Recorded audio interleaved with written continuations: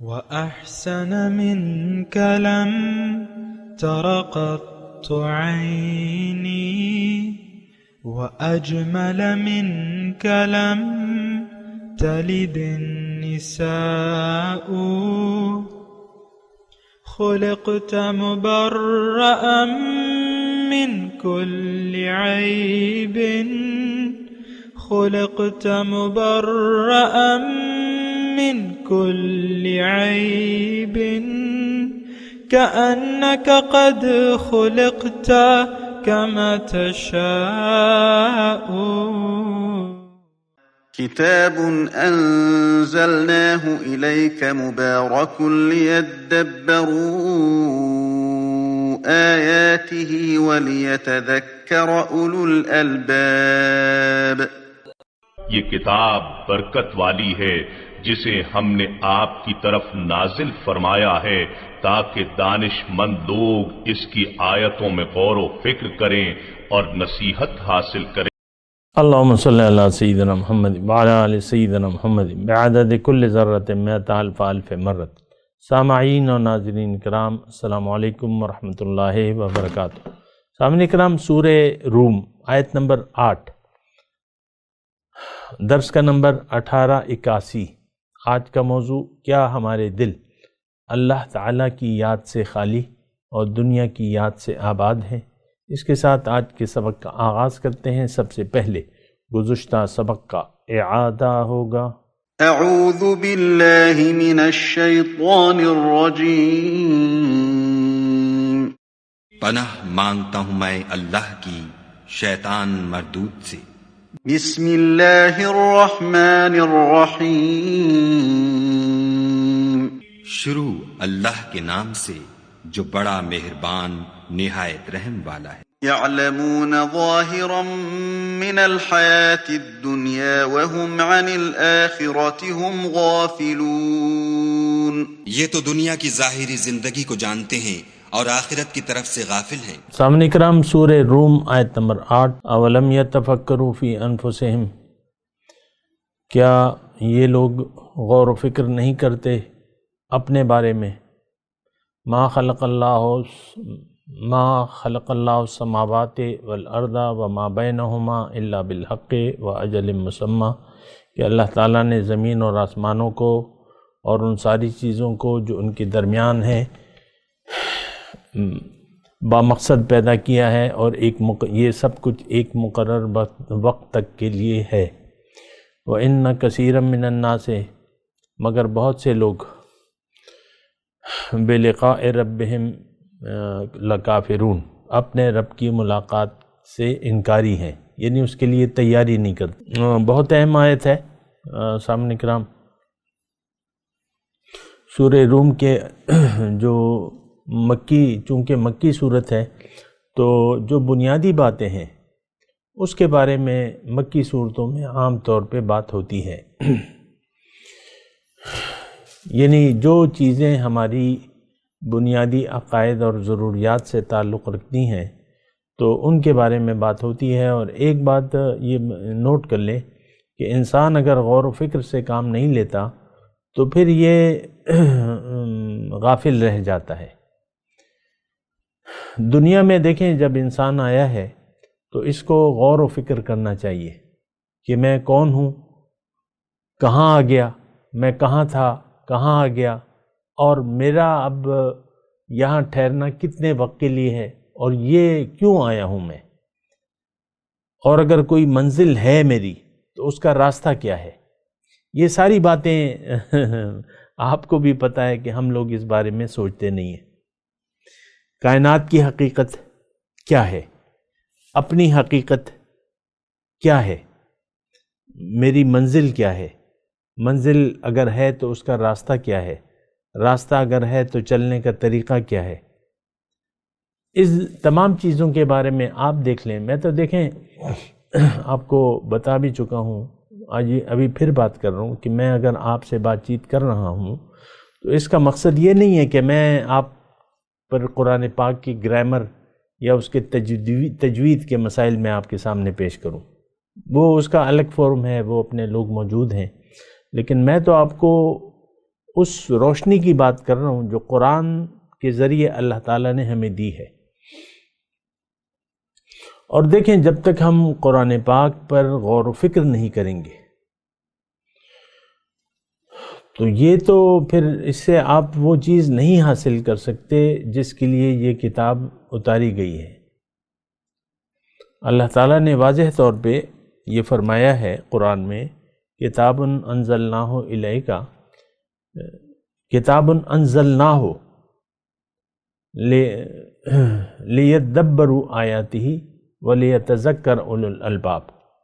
اس کا مقصد کیا ہے کہ لوگ اس کی آیات میں غور و فکر کریں اور نصیحت حاصل کریں۔ ولیتذکر اولو الالباب، خاوندان عقل جو ہے وہ نصیحت حاصل کرے۔ ہم لوگ ایسا نہیں سوچتے، یعنی جب ہمارے پاس یہ قرآن موجود ہے، آپ دیکھ لیں ہم نے ایک عضو معطل اس کو بنا کے رکھ دیا ہے، عضو معطل۔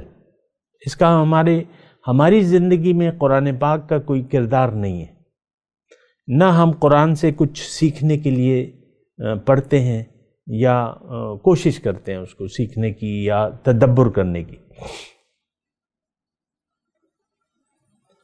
اللہ تعالیٰ نے فرمایا افلا یتدبرون القرآن ام علی قلوب اقفالها، کیا یہ قرآن میں تدبر نہیں کرتے یا ان کے دلوں پر تالے لگے ہوئے ہیں؟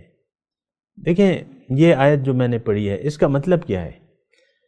اگر آپ معلوم کرنا چاہتے ہیں کہ میرے دل پر تالے ہیں یا نہیں ہے، تو اگر آپ قرآن کی آپ کی نظر میں کوئی اہمیت ہے اور اس کو آپ ایک کتاب ہدایت کے طور پہ سمجھنے کی کوشش کرتے ہیں اور غور و فکر کرتے ہیں، تو اس کا مطلب یہ ہے کہ آپ کے دل پہ تالا نہیں ہے۔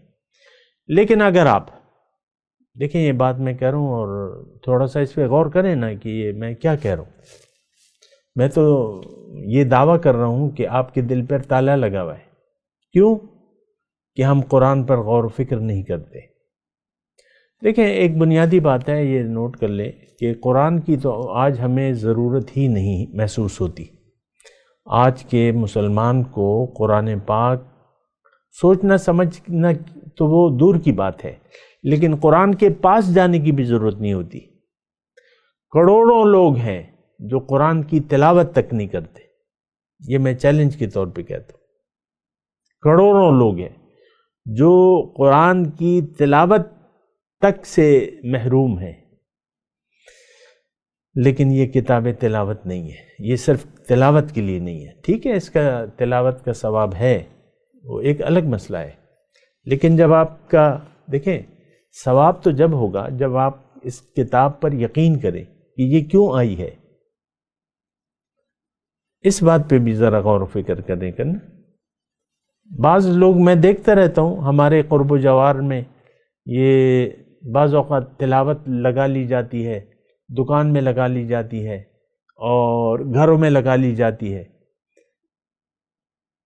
یہ یعنی میں اس کا عینی شاہد ہوں، یہ سارے گھر میں کسی بچے نے تلاوت لگا لی ہے اور بس اپنے گھر کے کام کاج میں مصروف ہے، بس تلاوت ہو رہی ہے، قاری صاحب لگے ہوئے ہیں۔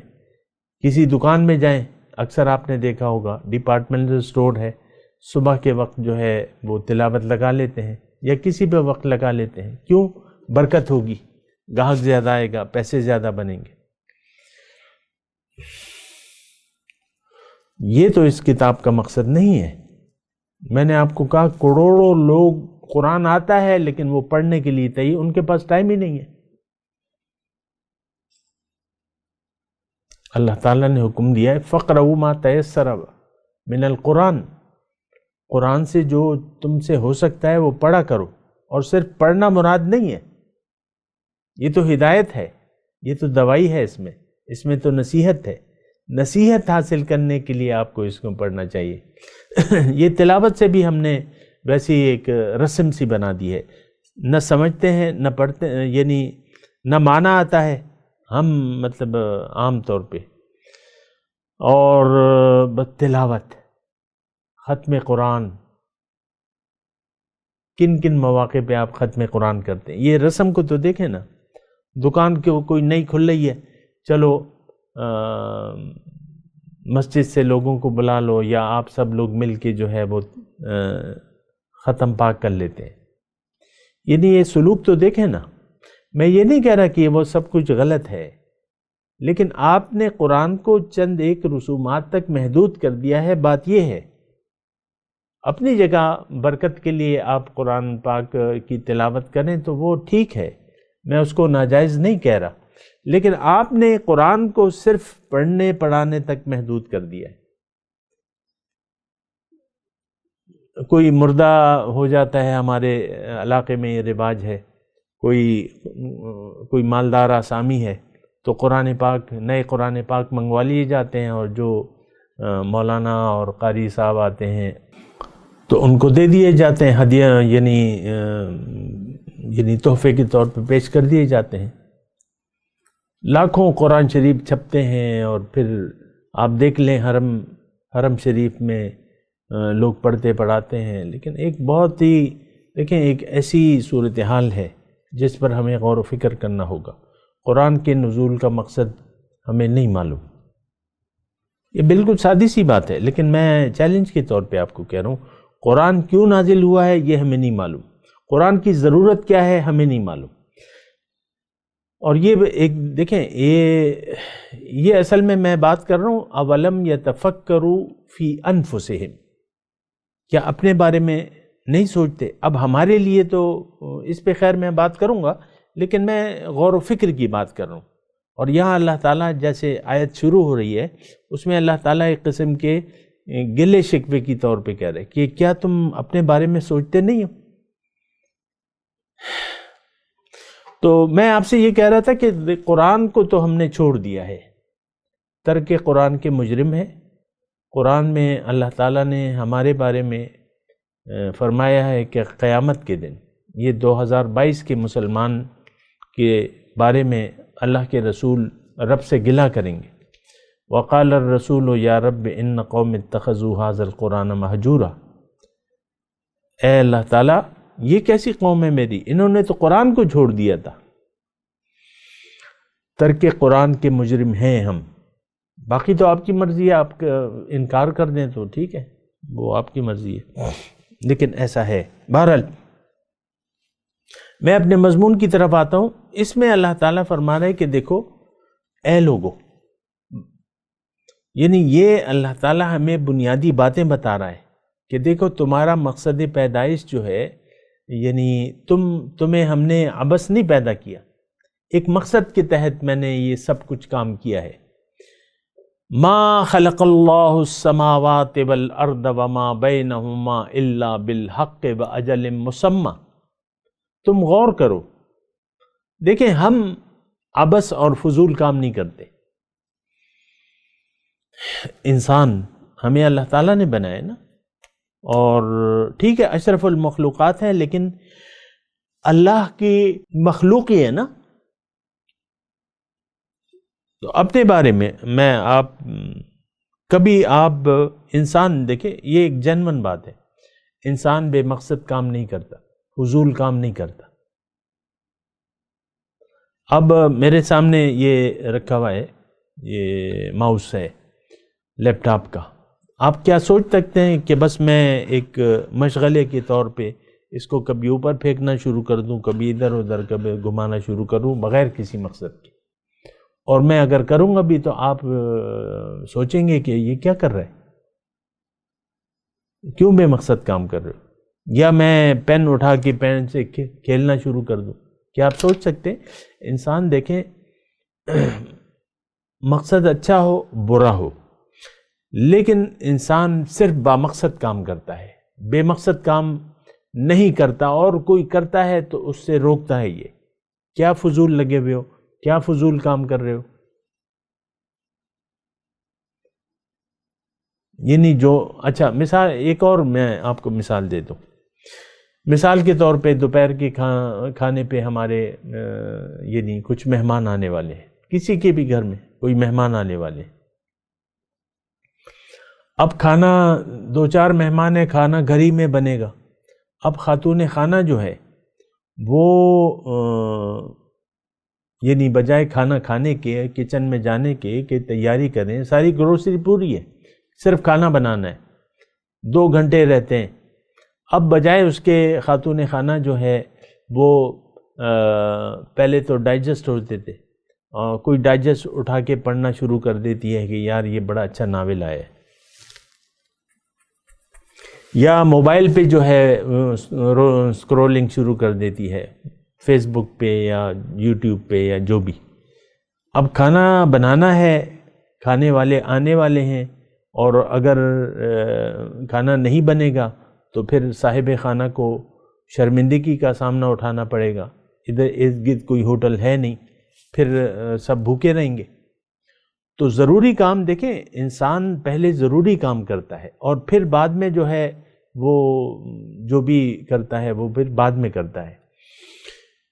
تو انسان یعنی یہ ہم تصور بھی نہیں کر سکتے۔ میں آپ کو صرف یہ بات کہہ رہا ہوں کہ یہ میں نے ایک مثال دی آپ کو، یا کالج میں ایک بچہ جائے پڑھنے کے لیے، بجائے کلاس میں جانے کے وہ کالج ہے کیفیٹیرین میں بیٹھ کے 2 بچے آپس میں گپ شپ لگانے لگے، اور امتحان سر پہ ہے، تیاری کرنی ہے، ٹیچر آئے ہوا ہے، پڑھائی جاری ہے کلاس میں، اور وہ لوگ ان کا موڈ جو ہے وہ سیر و تفریح کا ہے، کھانا پینے کا ہے، سموسے منگوا لو، پکوڑے منگوا لو۔ یہ ایسا ہو سکتا ہے؟ نہیں۔ یعنی اول تو طالب علم خود نہیں، اگر وہ سیریس ہے، اس کو پتہ ہے کہ میں اسکول میں آیا ہوں پڑھنے کے لیے، تو وہ کلاس میں جائے گا، کیفیٹیریا میں نہیں جائے گا۔ ہاں جب ریسرچ کا پیریڈ ہو یا بریک ہو تو اس میں ایک الگ مسئلہ ہے۔ یہ دیکھیں میں آپ کو آپ یہ دیکھیں میں کس طریقے سے آپ کو ایک بات یعنی سمجھا رہا ہوں، حالانکہ ہم سب لوگ فضول کاموں میں لگے ہوئے، اور ہمارا یہ خیال ہے کہ اللہ تعالیٰ نے ہمیں فضول بنایا ہے، معاذ اللہ، کیونکہ ہم تو نہ پوچھ رہے ہیں اللہ تعالیٰ سے، نہ قرآن سے پوچھ رہے ہیں، نہ رسول سے رابطہ کر رہے ہیں۔ آپ مجھے بتائیں، آپ نے زندگی میں کب دین اپنی حقیقت کو اور دنیا میں آنے کی مقصد کو جاننے کی کوشش کی ہے؟ کہ بھئی یہ سوال آپ نے کبھی کیا ہے زندگی میں کہ میں یہ جان لوں، کسی بھی ذریعے سے کوئی ذریعہ استعمال کیا ہے؟ کسی عالم ربانی کے پاس گئے ہیں، قرآن آپ نے کھولا ہے، حدیث کی کتاب پڑھ کے اس کو دیکھا ہے کہ بھئی میں کون ہوں، مجھے تو اپنے آپ کو پہچاننا چاہیے، اپنے مقصد کو بھی پہچان۔ آپ سے میں ذاتی طور پہ پوچھ رہا ہوں، نہیں، ایسا نہیں کرتا، کوئی بھی نہیں کرتا، کیونکہ دیکھیں ہم ایک اس ماحول میں یوز ٹو ہو گئے، سب لوگوں کا رخ منزل دنیا کی طرف ہے، دنیا ہمارا مقصود ہے۔ ہمارے والدین دنیا دار تھے، انہوں نے ہمیں سمجھا دیا کہ بھئی دنیا تم نے کرنا ہے، تم نے بڑا گدھا بننا ہے، دنیا کا لیڈر نہیں، گدھا بننا ہے۔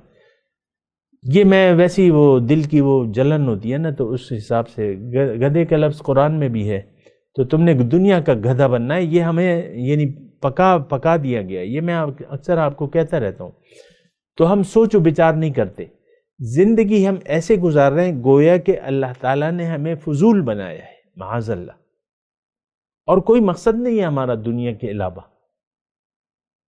اور ایسے لوگ تو بہت مل جائیں گے آپ کو، یہ گھر گھر کی کہانی ہے۔ ہم اپنے آپ کو نظر انداز کر کے، اپنے آپ کو بھول کر باطل مقاصد کے لیے جی رہے ہیں، جو کہ اس کا کوئی لینا دینا نہیں ہے، اس سے کوئی فائدہ نہیں ہے، اور جلد ہی ہم قبر میں جانے والے ہیں۔ یہ بات نوٹ کر لیں، اللہ کی طرف ہم جانے والے ہیں، اور پھر اللہ تعالی ہم سے پوچھے گا کہ بھئی کیا فَلَنَسْأَلَنَّ الَّذِينَ أُرْسِلَ إِلَيْهِمْ وَلَنَسْأَلَنَّ الْمُرْسَلِينَ۔ تو یہ پوچھ گچھ والا بھی ہمارا یقین سے باہر بات ہے۔ آپ اپنے بارے میں بتائیں۔ دیکھیں میں تو اس وقت آپ کے ساتھ نہیں ہو نا، صرف آواز ہی میری سن رہے ہیں یا تصویر دیکھ رہے ہیں، جو بھی ہے، آپ خود اپنا احتساب کریں کہ کیا آپ نے رب کے سامنے کھڑے ہونے کا تصور کیا ہے کہ کل، دیکھیں آج دنیا ہے، کل آخرت ہے، کہ کل میں کیا جواب دوں گا اپنے رب کو اپنے بارے میں؟ اب رب مجھ سے پوچھے گا۔ ظاہر ہے کہ یہ یعنی اللہ تعالیٰ نے قرآن میں فرمایا ہے کہ وَالْوَزْنُ يَوْمَئِذٍ الْحَقِّ، پوچھ گچھ اور وزن جو ہے، اعمال تولے جائیں گے، وہ تو بالکل سچ ہے۔ اللہ تعالیٰ فرمائے یہ حق بات ہے، ہمیں یقین نہیں ہے، آخرت اور باطن کی کسی بات پر بھی ہمیں یقین حاصل نہیں ہے۔ یہ ایک بات نوٹ کر لیں، ہمیں یقین ہے تو صرف ظاہر پر، یعلمون ظاہرا من الحیات الدنیا وہم عن الآخرۃ غافلون۔ بہرحال میں اپنے مضمون کی طرف آتا ہوں۔ اولم یتفکروا فی انفسہم، کیا یہ اپنے بارے میں نہیں سوچتے، یعنی اپنی حقیقت اور اپنے مقصد کے بارے میں؟ اللہ تعالیٰ فرما رہے ما خلق اللہ، یہ سارا سسٹم جو میں نے بنایا ہے اے انسان یہ تو تمہارے لیے ہے، اور اس لیے ہے یعنی تم نے ہمیشہ نہیں رہنا، ایک وقت تک تمہارے لیے مہلت ہے، اور تمہیں تو میری ملاقات کی تیاری کرنی ہے۔ توجہ کریں سامنے کام تھوڑی سی، تمہیں تو میری ملاقات کی تیاری کرنی ہے، تمہیں تو میرا خلیفہ بننا ہے، تمہیں تو میرے راستے پر چلنا ہے مجھے منزل بنا کے، تمہیں تو میرے حکم اور رسول کے طریقے کے مطابق زندگی گزارنی ہے، اور تم نے ان سب چیزوں سے منہ موڑ لیا ہے۔ دیکھیں قرآن اور سنت آج ہماری زندگی میں نہیں ہے، یہ بات میں اللہ کی عطا سے آپ کو کہہ رہا ہوں، قرآن اور سنت یہ ہماری زندگی میں نہیں ہے۔ ہم تو دنیا کے بندے ہیں، دنیا کے پیچھے لیونے ہو رہے ہیں اور دنیا کے پیچھے دوڑ رہے ہیں۔ بہت ہی جو ہے یعنی دیکھیں اگر آخرت میں ثواب یعنی اعمال کے نتائج کا دن نہ ہوتا تو پھر ہمارا یہ طرز عمل کی کوئی فکر نہیں تھی، ہم تو اس دن کو بھلا کر زندگی گزار رہے ہیں۔ ہم تو آئے ہیں رب کی ملاقات کی تیاری کے لیے، اور ہمیں اپنے رب کی ملاقات پر یقینی نہیں ہے۔ وَإِنَّ كَثِيرًا مِّنَ النَّاسِ بِلِقَاءِ رَبِّهِمْ لَكَافِرُونَ، بہت لوگ جو ہیں اللہ تعالیٰ گلہ فرما رہے ہیں میری ملاقات سے انکار، یعنی عملاً انکار کر رہے ہیں۔ دیکھیں اللہ کی ملاقات تو یہ تو قرآن میں بہت مرتبہ آیا ہے، گزشتہ صورت میں بھی آیا تھا، 2 مرتبہ یہ الفاظ آئے تھے، اور یہ ابھی پھر بھی آیا ہے، لیکن میں ویسے ہی آپ سے یعنی آپس میں ہم بات کر رہے ہیں۔ آپ نے جتنی بھی زندگی اس معاشرے میں، کتنی آپ نے کتابیں پڑھی، آپ نے کتنے لوگوں کے درس سنے ہوں گے، کتابیں پڑھی ہوں گی، مسجدوں میں مرد حضرات جاتے ہیں، ہر جمعے کو جاتے ہیں، آپ خطیب خطبہ کی باتیں سنتے ہیں، لیکن یہ بات کہ بھئی ہم نے رب سے ملاقات، میری اور رب سے ملاقات طے ہے، اور میں نے اس ملاقات کی تیاری کرنی ہے، اللہ تعالیٰ کے سامنے میں نے کھڑے ہونا ہے، اور پھر میری ملاقات ہوگی، تو کیا یعنی ہم نے آپ نے یہ کہیں بات سنی ہے کہ اللہ تعالیٰ ہمیں ایک عظیم الشان درجہ دینا چاہتا ہے، اپنی ملاقات، دیدار، تقرب کے شرف سے ہمیں نوازنا چاہتا ہے؟ تو کیا ایسا ہے کہ ہم یعنی رب کی ملاقات کی تیاری کی کوشش کریں، یا اس کے لیے سوچیں، یا کچھ جد و جہد کریں؟ آج کا مسلمان رب کی ملاقات سے عملی طور پہ اس نے انکار کیا ہوا ہے، اس کا سارا یقین جو ہے وہ ظاہر پر ہے، ظاہر کے علاوہ ہماری کچھ سمجھ میں آتا ہی نہیں ہے۔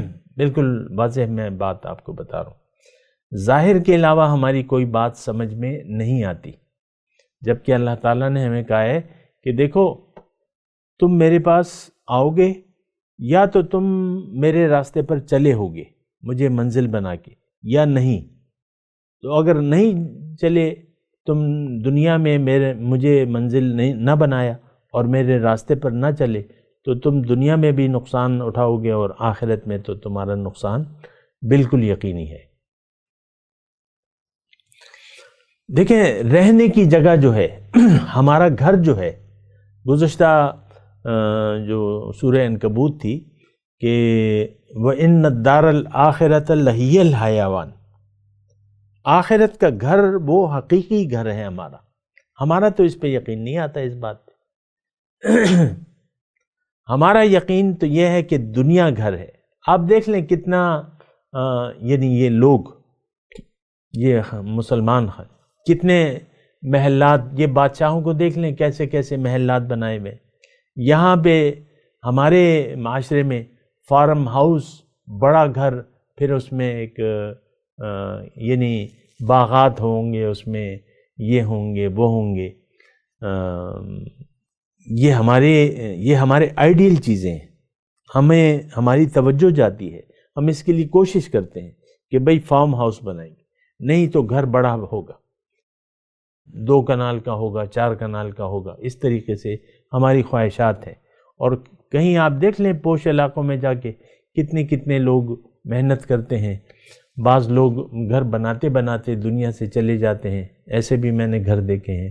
اور بہرحال میں یہ نہیں کہہ رہا، دیکھیں گھر بنانا یا فارم ہاؤس بنانا یہ کوئی ناجائز حرام چیز نہیں ہے، یہ بات بھی میں بتا دوں، لیکن دنیا حرام ہو جاتی ہے اس وقت جب آپ اپنے رب سے رخ پھیر لیتے ہیں اور آپ اپنا رخ دنیا کی طرف کر لیتے ہیں، تو یہ حرام زندگی ہے۔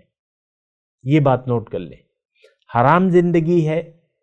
ہر وہ شخص جس کا دل رب کی یاد سے غافل ہے، یہ اللہ کی لعنت میں گرفتار ہو گیا ہے۔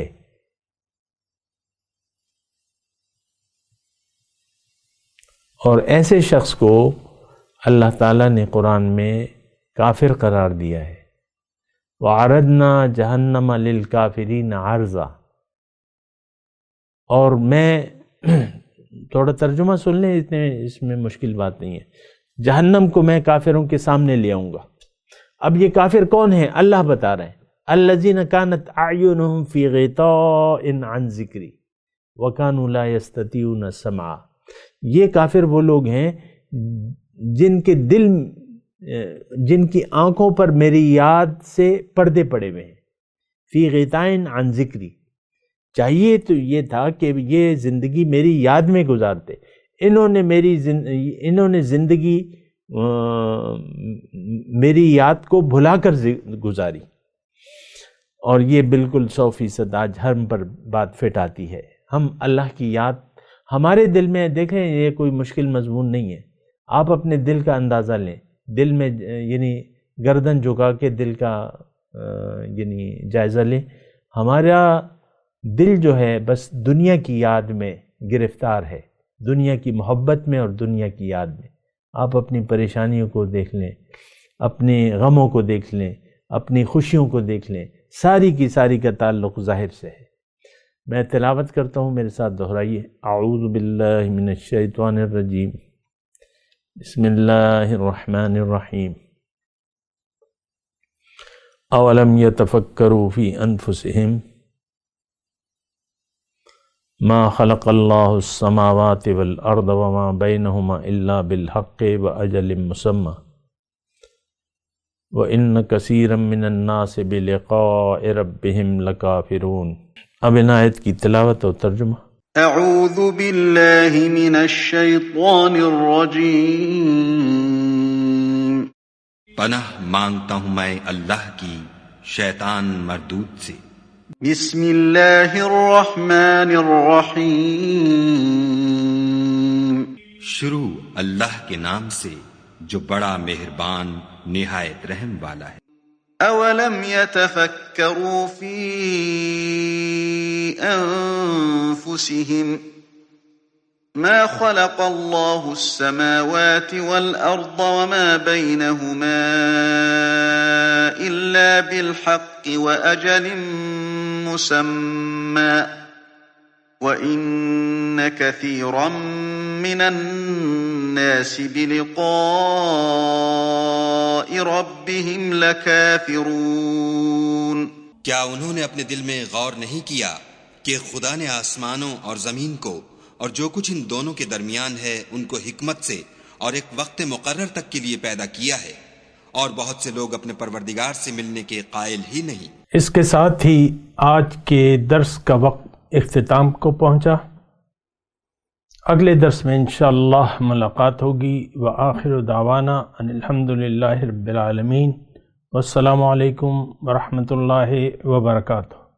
مولاي صل وسلم دائما ابدا على حبيبك خير الخلق كلهم